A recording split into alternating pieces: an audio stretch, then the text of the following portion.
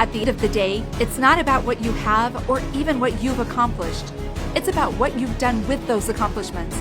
It's about who you've lifted up, who you've made better. It's about what you've given back. Denzel Washington. Welcome to Inspire Vision. Our sole purpose is to elevate the lives of others and to inspire you to do the same.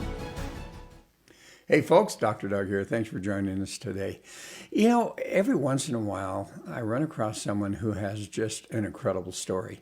And in this particular case, I'm really pleased to have Lisa Cohn on the show with us today. She is a lady that has gone through unimaginable experiences from childhood on, and yet has been able to turn around from that and have a very productive life and being able to mentor and help other people.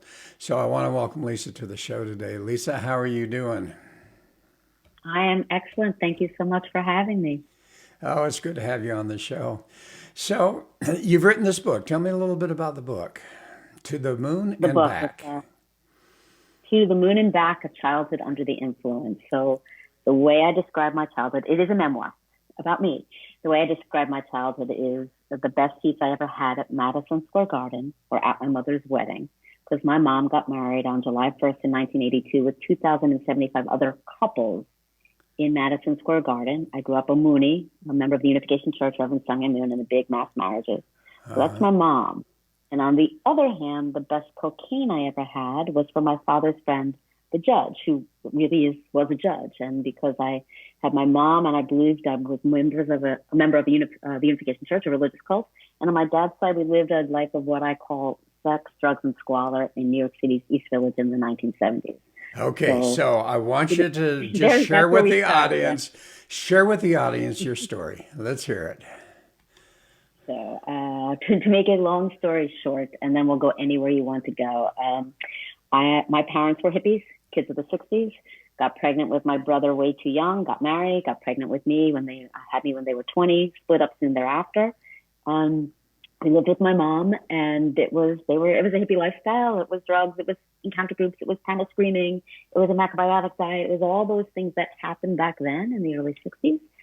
And then in the summer between second grade and third grade, my mom bought a van from my dad, and we were going to drive. We lived on the East Coast in East Orange, New Jersey. We were going to drive cross country to California to move on to a commune. But before we could go, my grandmother, my mom's mom, was diagnosed with cancer. So we moved in with my grandparents, and we stayed there. And then my grandmother passed, and we stayed, and my mom was taking care of my grandfather. And then in January of 1974, my mom's friend, with whom she used to hitchhike across country every summer, called my mom and said, "You have to go hear Reverend Sung Myung Moon speak." And my mom went to hear Moon speak in Princeton, New Jersey in 1974 and came back enraptured. "This is amazing. He's amazing. Jesus wasn't supposed to die. This is incredible." Nothing much changed. And then in the early summer of 1974, members of the church, Moonies, convinced my mom to go up to Barrytown, New York, which is a seminary that we did a live indoctrination there. And my mom went up for the weekend and came back, and went up for another week and came back and went up, and just basically spent the summer there in Barrytown. And then eventually came and took my older brother, Robbie, and I up for the weekend. And we pull up to the building, and we go inside to this huge gymnasium with all the women, all the sisters sitting on one side of the floor, and all the men, all the brothers sitting on the other side of the floor. And we sit down, and Reverend Moon walks in with his interpreter and starts speaking. And that's it. I have a Messiah. And he was my Messiah. And so we became members, and it was everything. And fast forward a little bit, a couple of months, we're living in East Orange with my mom and my grandfather. And my mom was right outside of New York City. And my mom is going in often to the church to help take care of stuff there. And sits us down in January of 1975 and says, "I'm feeling very called to be more involved. What should I do?" And Robbie and I say, "Leave. You should go. Leave. Move into the church." And so she does. And we're left with my grandfather, and I am in sixth grade, and I'm cooking and cleaning and shopping and running the house and doing all of this for God. And my grandfather, who is a judge, when my grandmother died, got depressed and stopped practicing his cases. And then when my mom left, he got more depressed and stopped practicing his cases. And then he got disbarred. And then the police were doing a suicide watch, like circling the building, the block, and a suicide watch. And eventually he was supposed to go to court and maybe to jail, and they put him in the psychiatric ward instead.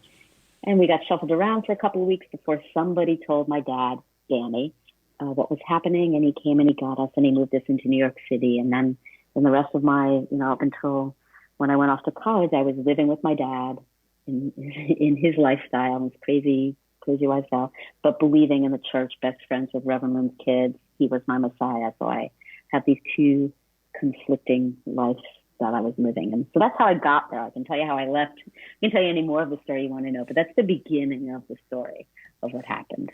Well, and that's fascinating. And yeah, I guess the question here, you are in this environment, which you've got the Mooney on one side, you've got your dad, which I understand, as you mentioned, was full of drugs and all sorts of situations. That can't be a great environment for a young lady to grow up in particular, as you say, you're ready to go to college. Were you able literally to overcome some of those issues? And if so, how on earth did you make a transition from that type of life, which I don't want to be critical here, but you are, so I'm going to join you in that type of life to one of what I guess we can assume is somewhat normalcy? Yeah, well, normalcy is overrated, but yes. So I'm living these two worlds, believing in a Messiah, and I will step back and I will explain it at any point. But I will tell you now, there's nothing more intoxicating than knowing you have the truth, even if it's not really true. And having a Messiah like that is a very powerful, wonderful feeling, honestly. So I'm living that while living with what is in my mind Satan, right? Because my dad is doing all the things that are not good to do in the puritanical religion that I'm in. And so life is going on like this. And then the summer between my junior and senior year of high school, Danny, my dad, decides to send me to music camp for the summer. I'm convinced to keep me away from the church because every other summer, every other holiday, we were always, even when my mom wasn't around, we would always be at a church center. And so he sends me to music camp. And for the first time in my life, I become friends with people who are gay and or bisexual that I know of. And they're wonderful people, but it's a huge sin in my religion. So I write my mom and I say, what should I do? And she says, they're evil, stay away from them or convert them. Those are your two choices. And for the first time, I don't agree. It doesn't sit right with me. And you have to know when you're raised in an extreme situation like this, in an extremist situation, you're taught what to think. And we were literally told that if you ever question anything, it's Satan trying to win you back from God. So as soon as you question doctrine or what someone says to you, you don't let yourself because you're terrified of Satan winning you back. So for the first time, I start to question. And I go through this process. And then the camp ends and I go back home. And while I was gone, long story short, I was best friends with Reverend's daughter. And I was also friends with other children born in the church. They're called blessed children. And in these huge blessings, marriages that Reverend Moon had. And one of my friends, unbeknownst to me, obviously, was seduced by our Sunday school teacher. This was the soap opera part. Seduced by our Sunday school teacher and having an affair with him. And in order to keep people from noticing what was happening with her, she spread rumors about me. Moon heard them, Reverend Moon heard them and believed them and made a decree that I could no longer be with his children anymore. So I like to say the Messiah banished me from being with his children. So I go back to my senior year of high school, questioning and banished and very much turmoil going on. It's very hard to question or to pull away. And I decide that I joined the church as a 10-year-old, as a child. So at the age of 17, I'm going to pull back a little bit and make an adult decision to come back and never question again. And I pull back a little bit and I start spending more time with my father and spending more time in my high school in New York City and making more friends and becoming more involved and finding honestly more unconditional love there than I did in many ways in the church. And this continues and I'm very tormented. And then I experiment with alcohol and I get drunk at a party and I kiss a boy and I have a boyfriend, which is the other big sin in the church. And everything blows up. And I go off to college. I went to Cornell University. I go off to college determined that I will break up with my boyfriend because this is the Messiah. And how can I leave the Messiah? But I don't. And I'm getting to your answer there. And so then, like I say, my freshman year, I almost jump off a bridge because it it would be easier to die than to choose to leave. Sophomore year, I just became extremely anorexic. Junior year, I did a lot of cocaine. And senior year, I embarked on really destructive, dysfunctional relationships that weren't good. And I end up at the age of 24 engaged to someone back in New York City who drank a lot, worked for my father, who owns a restaurant at this point, drank a lot and was very mean when he drank. And someone pointed me to Al-Anon, 12-step program for people who are hugging the alcoholic while the alcoholic is hugging the bottle. And I go to my first meeting saying, tell me if he's an alcoholic. There's no way I would ever be with an alcoholic, because I was so highly functional on the outside. And the thing with childhood, right, that you may agree with, right, when you're a kid, you don't know that it's bad. So I knew my childhood was weird. I can make you laugh, but I didn't know that it was harmful, that I was damaged, that there were many reasons why I would be engaged to an alcoholic. And that was 1986 when I crawled in and people were like, here. And then I would tell my story and people's jaws would drop and be like, oh, I guess there really is something there.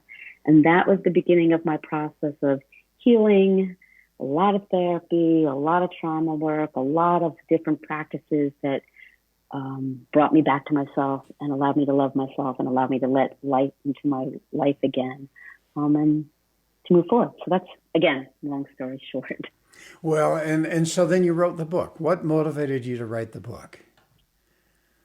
So I wrote the book because, so first of all, when I call into Al-Anon and I tell my story, you're sitting in this room with like 100 people plus, and they all have these hard lives, and you tell your story, you qualify and tell your story, and their jaws all drop and they go, wow. And then everyone kept saying to me, you should write a book. You should write a book. It's an incredible story. You should write a book. And so on the other side of my life, you know, I'm successfully working in advertising and entertainment advertising. I managed to get an MBA from Columbia's executive program. Somehow my boss convinced the agency to send me. And I, learned, I am an executive coach and a leadership consultant. I learned those disciplines then. So I had launched my business at that point. And I thought, I'm going to write a book. I'm going to write a book. And it started out as a half memoir, half self-help. Like, here's everything that happened to me. Here's how I got damaged. Here's how I got better. You can too. That's how the memoir started, because I wanted to tell my story. I firmly believe that in telling my story, I can help other people with their own stories and their own shame. Then it's all worth it. So that's how I started. And then in about 2008, an agent said to me, write the memoir and I'll represent you. And I wrote a memoir, and I love to write. But again, my story's out there. I'm promoting the book. I wrote the book to help people feel better about themselves and manage their own way through their own pain and trauma. And so you're consulting, and I know you're consulting businesses. Do you work with people individually also? Yes, I work with, as a coach, I work with individuals that when the business hires me, and I also work individually when people hire me themselves. Absolutely. Okay. Yeah. And so here's my question. Here you had what we would consider an extraordinarily unique situation. But as you've started to work with people, have you found it's that unique? So yes and no. That's how I'm a consultant, right? The story is unique. Like, only my brother has the same cult on one side, drugs and craziness on the other side. But the themes are unfortunately universal, right? So I have, when the book came out, I have clients and strangers who email me and say, I so identified with it. I always say, I'm so sorry. But, with the book, I have three messages I'm trying to spread. One is that extremist situations exist. They're very prevalent, especially now. They're really intoxicating and very dangerous. Two, for anyone who feels hopeless or damaged beyond repair, there is hope, and you are not damaged. And three, through my work and through my own experience, I've come to believe that as a species, we're way too hard on ourselves. We're self-critical, self-judging, self-lambasting, and we need a huge dose of self-love and self-compassion. And honestly, in my coaching work, I go there with just about every single client I have in some way. And the good thing about the memoir being out is I can be like, yep, this happened to me, but here's the tools you can use that I learned. Like, take this and use it, because again, so many people are walking. When the day the book first came out, my neighbor, who had no idea, I told her what was going on, and the email I got back from her was, thank you for giving us all the courage to share our childhood stories. Like, so many people are walking around with shame that there's no reason for them to have, right? Because of all these crazy things that happened, right? And so, yeah, it's unique, but it's not unique at all. Well, I let's give you long talk. answers. Yeah, let's talk. No, let's talk about each one of those separately. So, Yeah, let's talk about the extremist situations that you say are prevalent, intoxicating, and yeah, dangerous.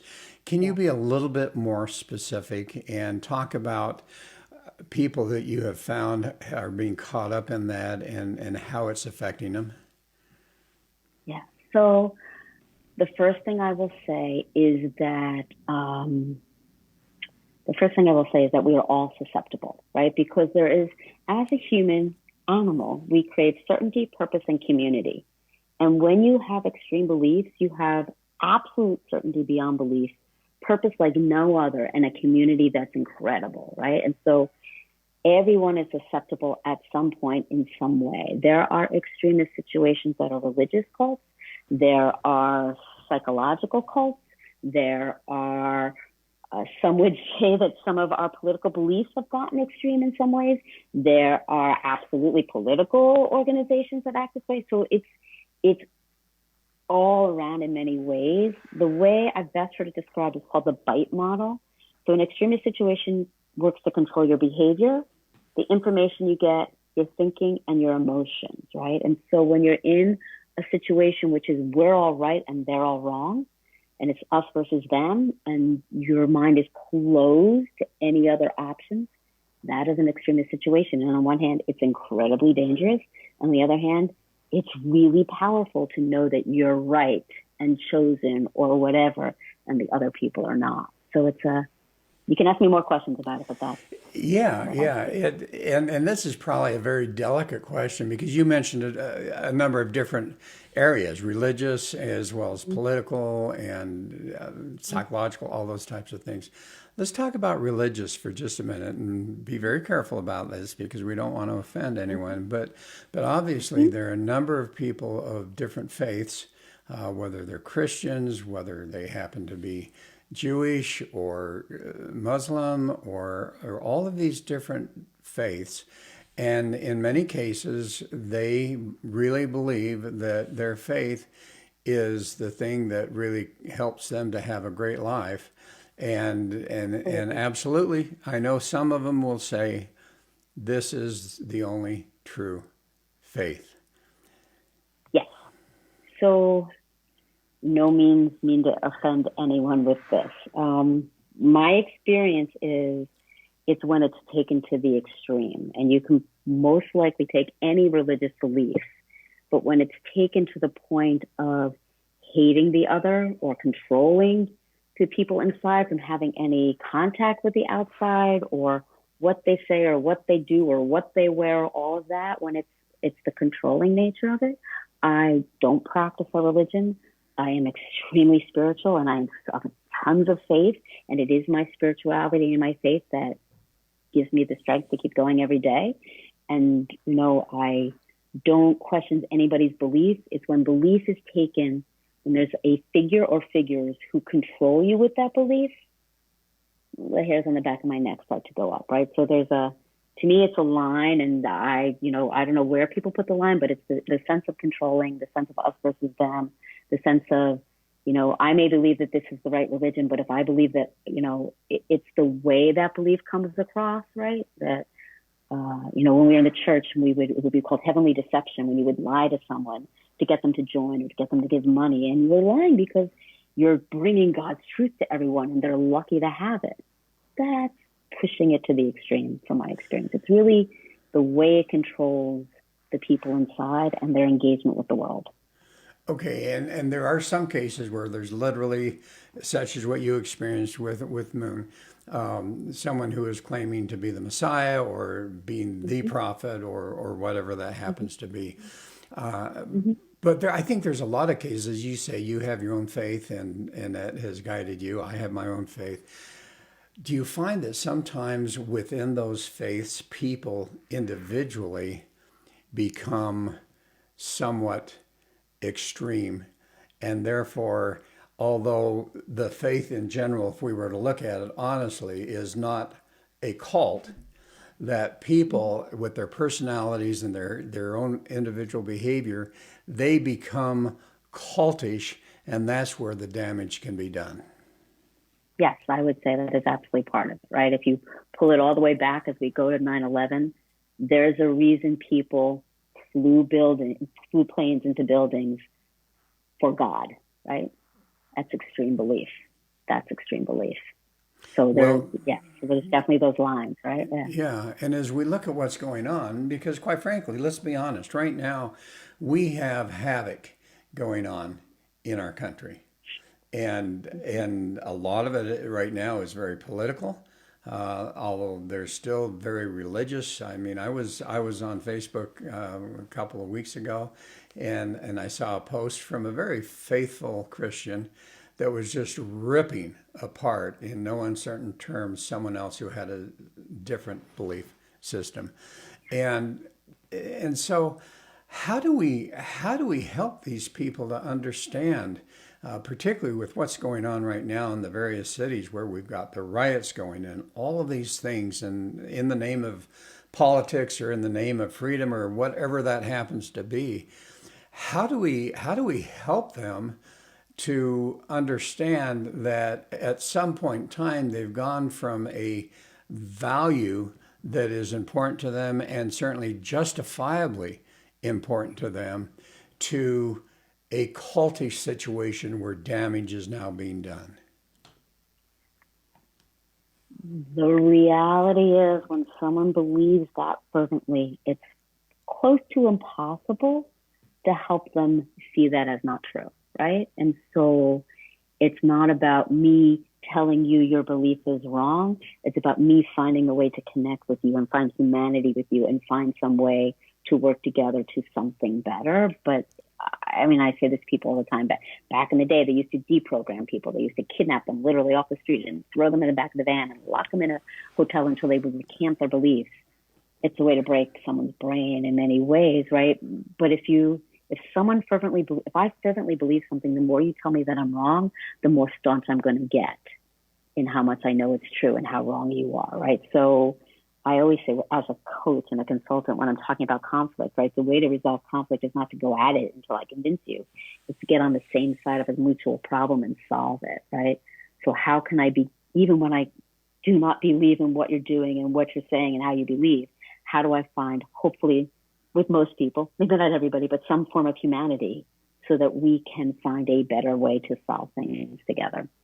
Well, That's the coach consultant part of me coming in. yeah, and I think you have a good point. Is that the things that they're looking at are absolutely reasonable to be looking at. So what you're suggesting is being able to bring those two quote opposing parties together and literally find something of mutual interest and commonality, and then start that communication process. And of course that takes individuals becoming willing to actually do that and to be non-judgmental sufficiently to be able to have that type of communication. And I want to point out that as humans, we can't be non-judgmental because our brains have evolved to be extremely judgmental, to be extremely biased. We have so many biases. My favorite bias is a bias I have where I know that I'm not biased, even though the rest of you are, right? And I only see things that confirm my own view of the world. That's the way our brains work. So whenever people say, well, we're not going to judge or we're not going to disagree, you can't help but judge and disagree. But how do you pull back from the judging and say, okay, how do we find a way to a better place? Yeah. Well, and then you talk about the second thing you talk about, there's a big difference between being damaged and having damage. So I know that there are so many people out there, and all of us to some degree. I mean, let's face it, we all have some type of damage. There are times that we all feel hopeless about something. Some actually feel hopeless beyond any repair, or damage beyond any repair. How have you helped people to overcome that? And do you have any stories that you can share where you've actually had some really good success in helping someone to move away from that damaged mentality and actually start to experience a life of happiness and joy? Yeah, so I would say that there's a huge difference between having damage and being damaged. And, and I've been at this recovery healing thing for decades. And when the book came out in 2018, through a process of that, I realized that there was still a part of me that firmly believed I was damaged, right? That's part of how an extreme situation affects your brain. But I really thought I was, and only now am I able to say I'm not damaged, I have damage, right? And one is who you are, and the other is I have scars. Of course I have scars. If I broke my leg, I'd have scars, right? So how do I help people? I will say that I throw a litany of tools and resources and practices that I have. And again, that goes back to the self-love, right? So as a coach and as a consultant, even in the corporate world, I get to create a space of love and acceptance, mostly unconditional acceptance for my clients, right? And allow them to be, and allow them to look at the fact that they do have these crazy beliefs in our brain that we learn when we're a kid in order to kind of manage the world and keep ourselves safe, right? And because I have so many crazy beliefs, like I still have the belief, bottom line, I can get to the belief that's not true, but the belief that I should have died for leaving the Messiah and I still deserve to die. And that can be a core lie that's engraved in me believing. And when people can look at those beliefs they have of, I'm worthless unless I achieve this, or in order to win, you have to lose, or, I'm only good when I'm absolutely perfect. So many people have that, right? I can't make a mistake. I help clients look at those things and begin to give themselves permission to say it's not necessarily true, right? My experience and with work in the work I do, I firmly believe that we all, again, when we're kids, things happen and you need to interpret them and manage them. And these thoughts and these viewpoints of these views of the world, what I say to my clients is some of it saved their lives. The crazy things I learned to do and how to cope and how over-responsible and perfectionism I am and all that, it probably saved my life in many ways. And some people, you just think it saved your life, but how do you, as an adult, no longer have to believe and do those things anymore? And I'm learning it every single day. I was just talking to someone just the other day who called me out and trying to be perfect again. And I'm like, I didn't think I was trying to be perfect. I was just trying to do this well. They're like, yeah, you're just trying to be that perfect person again. And I'm like, dang. So it's very, it's a spiral. You learn it and you learn it and you learn it. But yeah, it's just about self-love. To me, it's all about loving myself first and then being able to love you. That's how I see it. Well, obviously your story is a prime example of that.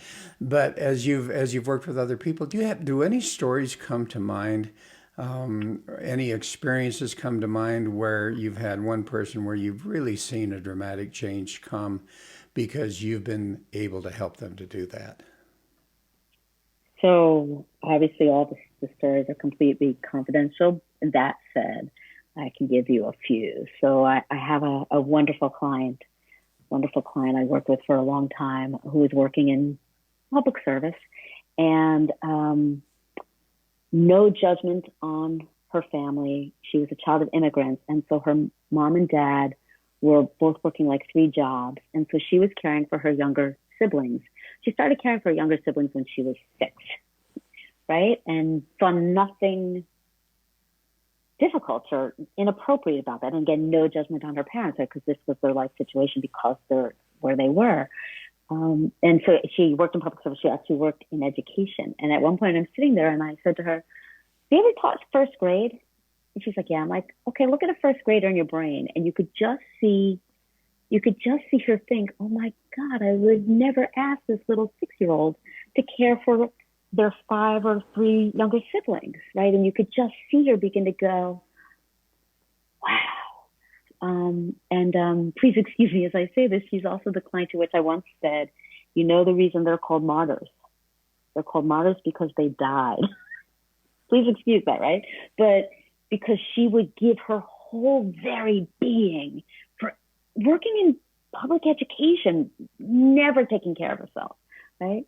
Yeah. And so she's learned to still give, but to also, she just recently had a baby, now she can be a mom, right? Also put herself up there and take care of herself. And so that's the kind of stuff where like I'm brought in as a corporate coach, but even in the way she's living this out in her work is just over sacrificing and there's a reason I always say to clients, they say, put your own oxygen mask on first. Because if I can't breathe, I can't help you. Even though my first impulse is to forget myself and try and help you. If I am not whole, I've not slept, I've not taken care of myself, I'm not fueling myself, I have nothing to give to you. So I do. That's the one that always comes to mind first. Yeah. Well, now she has a different view. yeah, and so it sounds like balance. I mean, when you were talking, the word that came to my mind is balance, being able to recognize that, yes, and I agree. I mean, the ability to be out there and to serve and to touch lives and to give is so wonderful. But when you're doing that and not actually loving yourself and giving to yourself, that's when we see the challenges come up. Yeah, absolutely. Absolutely. So here's the And you question. are, Go ahead. go ahead. No, I was just going to say, you're looking at someone whose brother once said to them, you even try to do not perfect perfectly. And that's how and I'm like, dang, but I do, right? Like, I'm like, I'm going to be perfect and not trying to be perfect. It's, Well, it's a yeah. crazy slippery slope. And you know what? This perfection, I'm just thinking of an interview I did earlier today, and we were talking about anxiety and the tremendous amount of anxiety that our young people are experiencing. And perfectionism is one of the major culprits of that type of anxiety disorder. So how do we how do we learn to develop self-compassion, self-love? How do we go about doing that? Because it's my sense that until we can really be compassionate to ourselves and our challenges and faults that we have, and really learn to love ourselves, we really cannot, in all honesty, be compassionate and love others. Right. No, I wholeheartedly agree. I wish there was a magic bullet, an elixir you could take, or one book you could read. To me, it's a journey. So it involves practices of mindfulness. It involves putting, Tara Brach, who's a mindfulness teacher, putting my hand on my heart, often, literally on my chest, for those of you who can't see it. It is a very calming, soothing, physical thing to do for oneself, and a way to give yourself love. And Tara Brach, often, she puts her hand on her heart and she says, "It's okay, sweetheart. It's okay, right? You're okay," right? And I know it sounds like kooky or silly, but to actually be able to say those things to myself that maybe didn't get said to me, maybe I want said to me now, but that to soothe me. So it's physically soothing yourself. It's emotionally soothing yourself. It's being able to make mistakes and to learn that you're not going to die when you make mistakes, or you're not going to be punished, right? When I work with clients, it's, well, I have one client, she never did. I'm like, go do something not well. Find something easy and do it not well. It's like I have to teach my brain that I can do things not well and still be okay. That I can drop the ball, that I can miss something, that I can offend somebody, unintentionally. I would never do it intentionally, but I can do it unintentionally. Like, it's just a constant rewiring of your brain and be like, oh, I got caught on being perfectionistic again 2 days ago by someone who knows me well. All right. Okay, try again. It's just the ability. I've heard many people say, when little babies start to learn to walk, they get up, they fall, they get up, they fall, they hold on to the couch and they fall, they take a step and they fall. And we don't go, "You little idiot, come on, walk." We go, "Come on, you can do it," right? And so, as hokey as it may sound, to find whatever works for me, to say, "Come on, you can do it." And it's hand on the heart. It's a lot of practices. It's catching my brain when it goes into the crazy stinking thinking.